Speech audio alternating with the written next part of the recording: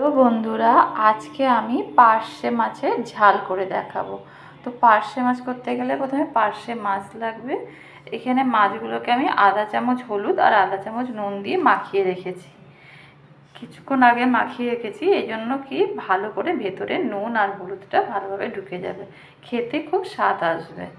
লাগবে হচ্ছে হলুদ গুঁড়ো, লাগবে সর্ষের তেল, লাগবে স্বাদ মতো নুন, লাগবে সর্ষে। এখানে দু রকম সর্ষে নিয়েছি, কালো সর্ষে, এটাকে কেউ সাদা সর্ষে বলে বা হলুদ সর্ষে বলে।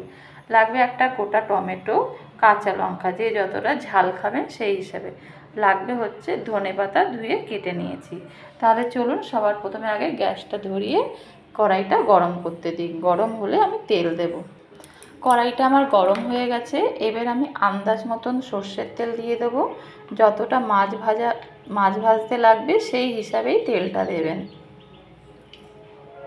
আমার তেলটা এবার গরম হয়ে গেলে আমি এতে মাছগুলো ভাজবো।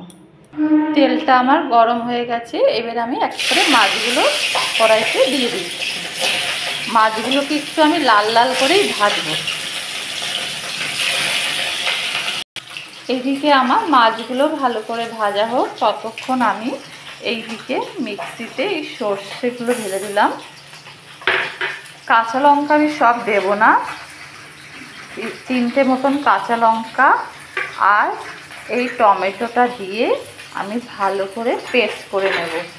একটু তার মধ্যে জল দিতে হবে, দিয়ে আমি এবার এই সর্ষে, কাঁচা লঙ্কা, টমেটোটা পেস্ট করে নিচ্ছি। আমার সর্ষেটা ভালো করে পেস্ট করে নিয়েছি সব। এবার এটা একটা পাত্রের মধ্যে ঢেলে নেব। দেখুন মাছগুলো আমার ভাজা হয়ে গেছে, এইবার আমি মাছগুলোকে সব তুলে নেব। এইভাবে সব মাছগুলোকে এইভাবেই আমি ভাজবো। দেখুন বন্ধুরা, আমার সব মাছগুলো ভাজা হয়ে গেছে। এবার ওই তেলের মধ্যেই আমি আগে হলুদটা দেবো, না হলে পরে দিলে একটু গন্ধ আসে। তো তেলের মধ্যে আমি গ্যাসটা সিম করে নিয়েছি, তেলের মধ্যে আমি হলুদটা দিয়ে দিলাম। আর আমি এইখানে যেই সর্ষেটা পিষে রেখেছিলাম, জল দিয়ে গুলে রেখেছি, এবার আমি এর উপরে এই হলুদের উপরেই আমি দিয়ে দিচ্ছি। তলার যেই অংশটা সেইটা আমি দেব না, আপনারা চাটনির সাহায্যেও ছেঁকে দিতে পারেন বা এমনি করেও। দেখুন দেখাই যাচ্ছে নিচে একদম সর্ষের কালো ওই যে মানে যেটা থাকে তলার, সেই অংশটা আমি আর দেব না। তাহলে কিন্তু খেতে কিন্তু খুব ভালো হয় এইভাবে যদি ছেঁকে দেওয়া যায়। এবার একটু নাড়িয়ে দেব, আর এর মধ্যে আমি স্বাদ অনুযায়ী নুন দিয়ে দেব। আর কাঁচা লঙ্কাগুলো আমি বেটে দিয়েছিলাম, আর গোটা কিছু আমি এরকম করে ফাটিয়ে ফাটিয়ে দেব। যে যতটা ঝাল খাবেন সেই হিসাবেই আপনারা ঝালটা দেবেন। এবার এই ঝোলটাকে আমি একটু ফুটতে দেব। দেখুন ঝোলটা ফুটে গেছে, এইবার আমি এর মধ্যে সমস্ত মাছগুলোকে দিয়ে দেব। দিয়ে একটু নেড়ে নেব। নাড়ার পরে দেখবেন ঝোলটা যে যতটা খাবেন সেই হিসাবে রাখবেন। আমি একটু ফোটাবো, ঝোলটা একটু কমাবো, কমিয়ে তারপরে আমি নামাবো। এখন আমি এর মধ্যে কিন্তু ধনেপাতাগুলো দিয়ে দেব ওপর থেকে। এইভাবে ধনেপাতাগুলো আমি দিয়ে দিলাম, একটু ফুটুক।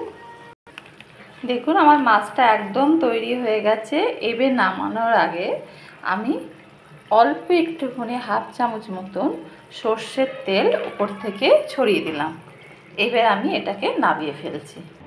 দেখুন তাহলে একদম রেডি আমার মাছের ঝাল।